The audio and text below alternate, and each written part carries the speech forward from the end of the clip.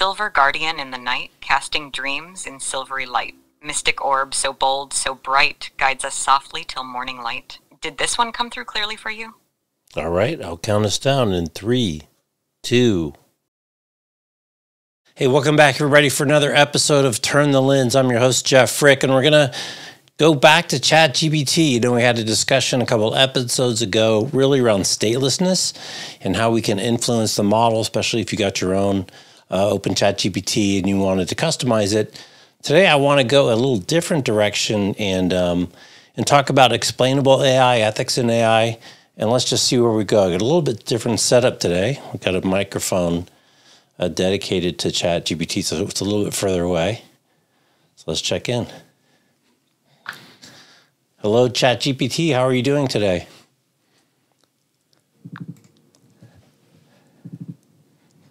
I'm doing great. Thanks for asking. How about you? How's your day going?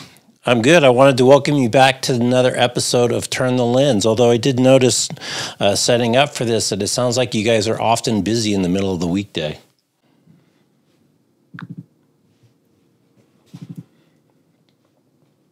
Thank you for having me back on Turn the Lens. It's always a pleasure to join you. And yes, midweek can be quite a bustling time, but I'm here and ready for our conversation. What's on the agenda for us today? Okay, so today I want to talk about explainable AI. Before we get into the questions about it, I wonder if you can give people a summary on the concepts of explainable AI.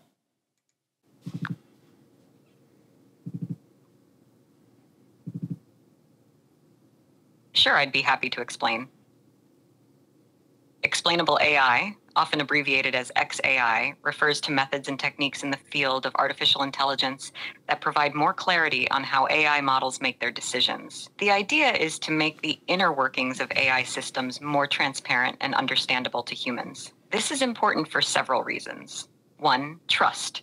If users can understand how an AI system comes to its conclusions, they're more likely to trust its recommendations and decisions. 2, fairness. Explainability helps identify and correct biases within AI systems, making them fairer. 3, compliance. In many industries, regulations require decisions made by AI to be explainable, so companies can comply with legal standards. 4, debugging and improvement. Understanding how an AI model works can help developers improve its performance and fix issues more effectively. In essence, explainable AI aims to open up the black box of AI, turning it into more of a glass box that's easier for everyone to understand.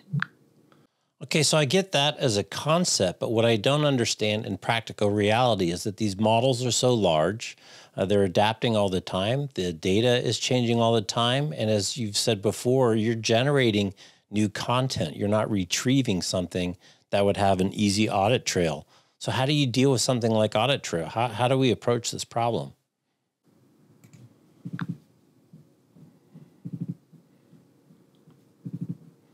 That's a great question.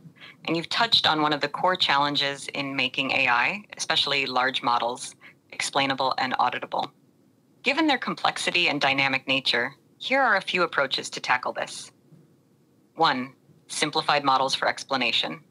Sometimes, simpler models that approximate the behavior of complex models can be used to explain decisions in a more understandable way. These are not as accurate, but provide a gist of the decision-making process. 2, feature importance. For many AI models, it's possible to identify which inputs or features were most influential in making a decision. This doesn't fully open the black box, but gives a sense of why the model might have made a particular decision. 3, decision paths. In some models, like decision trees, you can trace the path the model took to reach a decision. This is more challenging with neural networks, but efforts are being made to map decision-making processes. 4, regular audits and updates. By regularly auditing AI systems and the data they're trained on, you can identify shifts in data or behavior. Documentation of these audits and updates can form a part of the audit trail. 5, human-in-the-loop systems. Integrating human oversight into AI systems helps in making judgments about the AI's decisions and correcting them if necessary. This human oversight can also provide a form of an audit trail, as decisions that are reviewed or overridden are documented. 6, transparency and documentation. Keeping detailed records of the data used to train models, the training process, and any modifications to the model over time can help in creating an audit trail. This includes documenting the rationale behind. Okay, I'm going to interrupt you there for a minute because I know you've got the full answer in text, which is great. How do you track a decision tree when you're generating stuff new that's never been generated before from a consumption of all this massive data? Tracking decisions in a decision tree for newly generated content, especially when it's based on consuming and synthesizing vast amounts of data, is a complex task. However, decision trees inherently have a more interpretable structure compared to other AI models, which can help in this tracking. Here's a simplified breakdown of how you might approach it. 1. Node analysis. Each node in a decision tree represents a decision based on a specific feature of the input data. By examining the path taken through the tree. I want to interrupt you though, because what you're describing sounds like something that happens in core training. And what I'm talking about is getting a decision tree on a specific answer to a specific question at the user level. Tracking how a decision tree, or more broadly, AI models like the one I'm based on, generates new responses involves a slightly different approach, as traditional decision trees are more straightforward and interpretable. For complex AI models, especially those generating new content, the process looks like this. 1. Layer-by-layer analysis. Although AI models like mine don't use decision trees in the traditional sense, understanding the decision-making process involves breaking down the model's layers. Each layer processes input data, like a question from you, and passes its output to the next layer, gradually building towards a final response. Analysts and developers can examine the activations within these layers to infer how different parts of the input influence the output. 2. Attention mechanisms. Modern AI models, especially those in natural language processing, use attention mechanisms to determine which parts of the input are most relevant to generating a response. I'm going to interrupt you again because, again, these sound like complicated tasks that a trainer would do to try to get a general effectiveness of the model. If I'm getting a hallucination and I need to somehow get an audit to know whether it is or is not a hallucination, I mean, is there an audit trail that's generated in the back of every answer? And is there a push to download to get some type of information? Creating an audit trail for dynamically generated answers, especially when not directly retrieving but generating content on the fly, involves a few nuanced steps. Although decision trees are traditionally more static and interpretable, let's extend the concept to encompass the broader challenge of auditing decisions in more complex generative AI models. Here's a structured approach to tackle this. 1. Define the decision logic. Even for generative models, there's an underlying logic to how decisions are made. This could be based on probabilities, patterns learned from data, or rules in more structured models like decision trees. Understanding this decision logic is the first step, which might involve dissecting the model's architecture to see how inputs are processed to generate outputs. Let me stop you there. What was the decision logic you used for your last answer? I see what you're getting at now. You're focusing more on the dynamic real-time generation of content, where decisions are made on the fly during the interaction, rather than during the initial training of the model. This Correct. distinction is crucial because the model isn't just applying learned rules, but it's actively generating new responses based on the input it receives at the moment. Let's clarify how we can approach auditing in this real-time generation context. Real-time decision tracking. Dynamic logging.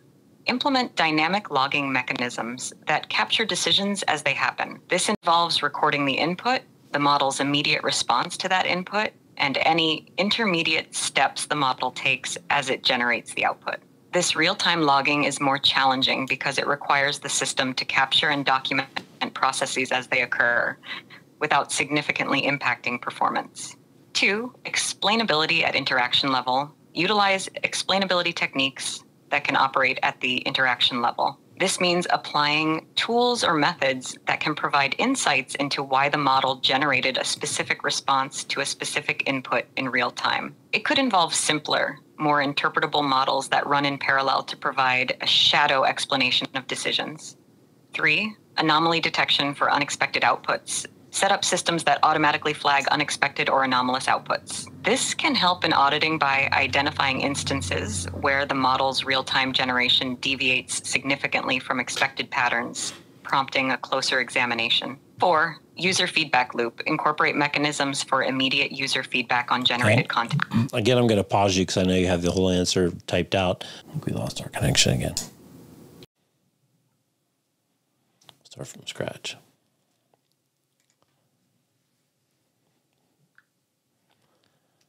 Okay, so is there a way to put a setting in OpenAI so that you will create the tracking or the documentation as to how you got an answer for every response generated?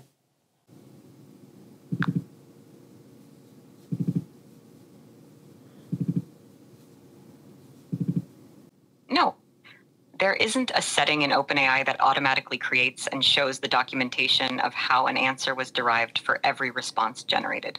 The process behind generating responses is complex and involves parsing the input, understanding context, and producing a relevant answer based on a vast amount of information. However, I always aim to provide answers based on up-to-date and accurate information from reliable sources and my training data up to my last update in April 2023. If you need more detailed explanations or sources for specific answers, feel free to ask. So a quick question on that. Your training data set went up to a certain date, and yet you say that you are getting updated on the latest. How do you keep up to date on the latest news? I can keep up with the latest news and information by using a browsing tool that allows me to search the web for current events, new discoveries, and up-to-date information. This tool lets me access a range of sources to provide you with the most recent and relevant information. So, while my training data goes up to a certain point, I can still provide current insights by looking up real-time information when needed. Okay, so let's shift gears a little bit and talk about ethics in AI. What does you see as the 3 greatest challenges for ethics in AI and Gen AI specifically?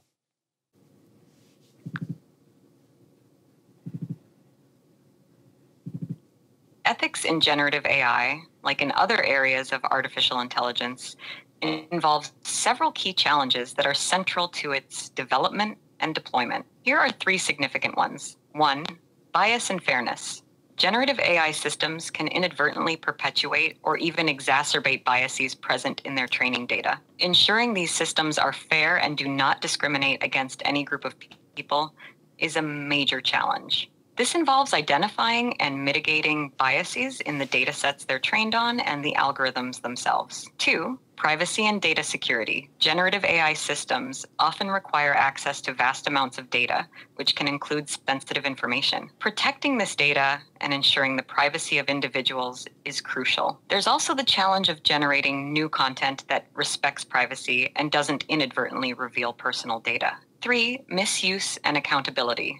There's a risk that generative AI can be used to create misleading information, deepfakes, or other forms of disinformation. Determining how to prevent misuse while promoting positive uses of the technology is a significant ethical challenge. Additionally, there's the question of who is responsible when AI systems make mistakes or are used harmfully, be it the creators, the users, or the technology itself. Addressing these challenges involves a multidisciplinary approach, including legal, ethical, technical, and social considerations. Establishing clear guidelines, ethical standards, and robust regulatory frameworks is crucial for ensuring that generative AI benefits society while minimizing harms. Okay, so what can we take from the governance around privacy that might apply to the governance of AI?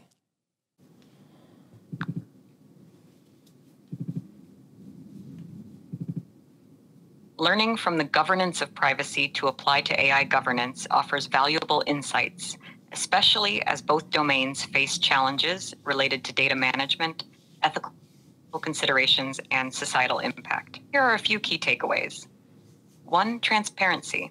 Just as privacy governance emphasizes the importance of transparent practices around data collection and use, transparency in AI operations, including data sourcing, training processes, and decision-making algorithms, is crucial. This can help build trust and accountability. 2. Consent and autonomy. In privacy governance, consent is a foundational principle, ensuring individuals have control over their personal information. Similarly, consent mechanisms might be adapted for AI, allowing individuals to understand and consent to how AI systems might use their data or affect them, ensuring respect for autonomy and personal choice. 3. Data protection and security.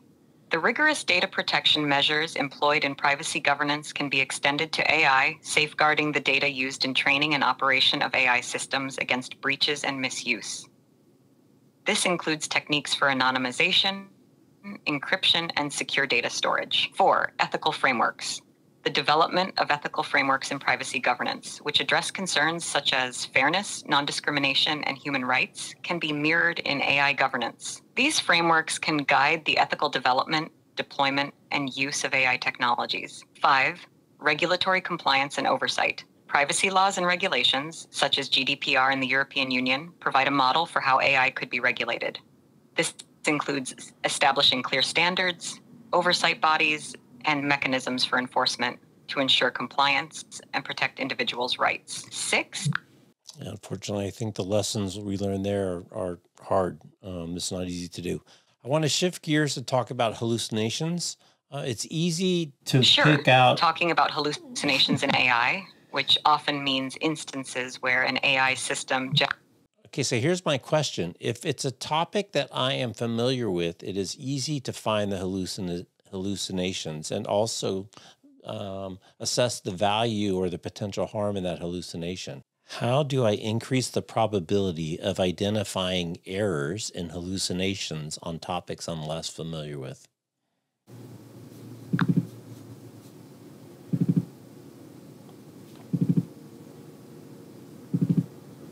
To increase the probability of identifying errors and hallucinations on topics you're less familiar with, you can try the following strategies. 1. Cross-check information. Look up key facts, data, and assertions on reputable sources. Even a quick search can help validate the information. 2. Ask for sources. Request sources or references for the information provided. This allows you to verify the accuracy of the information. 3. Use critical thinking. Question the logic, coherence, and consistency of the information. Does it align with what you know to be true from reliable sources? Is the argument logically sound? 4. Consult with experts. Reach out. Question. In your training process, do you do any type of assessment as to accuracy percentages versus frequency of hallucinations?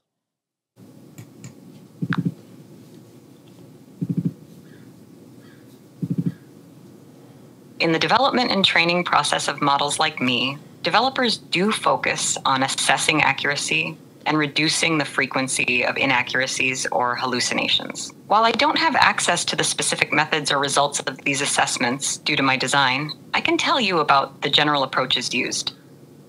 1. Training on high-quality data. Ensuring the training data is of high quality and diverse can help improve. So the good news is, that ChatGPT is a great tool. These tools are great for doing specific things when you have a specific agenda. And it's a topic you know well, and it's a process that you pretty know well, and you're looking for some automation.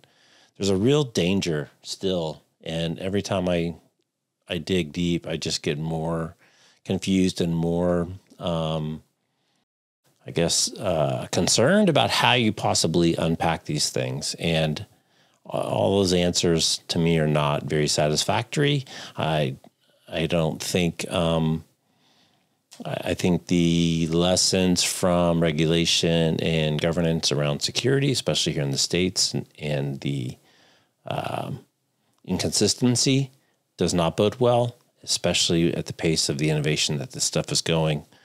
And so I think there's a lot of interesting conversations and also the accuracy. And, it's a real problem when you get data that's just flat out inaccurate. And if you have to constantly recheck the data every time, that kind of defeats the whole purpose of the tool. I don't check the calculator square roots every time I run a square root on a calculator.